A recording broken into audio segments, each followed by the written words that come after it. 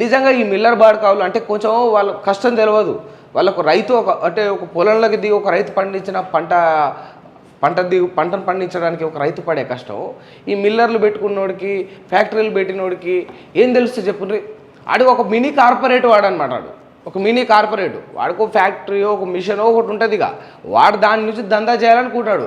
ఇక రైతే మరి మా అయ్య రైతే కావచ్చు, మా తాత రైతే కావచ్చు, మరి మా వాళ్ళు కాకుండా మా ఊరోళ్ళు మావోడు ఎవడో ఒకడు, నా ఇంట్లోడు కాకుండా ఎవడో మావాడైతే రైతే ఉంటాడు అన్న కనీస మంచి భావన కూడా ఉండదు తెలుసా వీళ్ళకంటే. మొత్తం టోటల్ కమర్షియల్ అనమాట.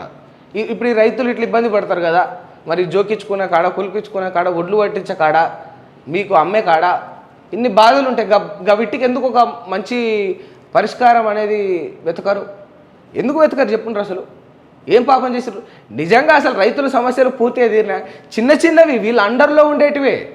నేనేం వాన పడకుండా ఆపురా బాబు అంటలేను, లేకపోతే ఎండగొట్టకుండా ఆపు అరిచేతులు అడ్డం పెట్టి అంటలేను. వీళ్ళు పాటలు రాసుకుంటారు కదా సినిమా ఈ పొలిటికల్గా, వీళ్ళకి ఎలక్షన్లు వచ్చినప్పుడు అరే చేతిని అడ్డం పెట్టే సూర్యుని ఆపుతాడే అనేది పాటలు రాస్తారు.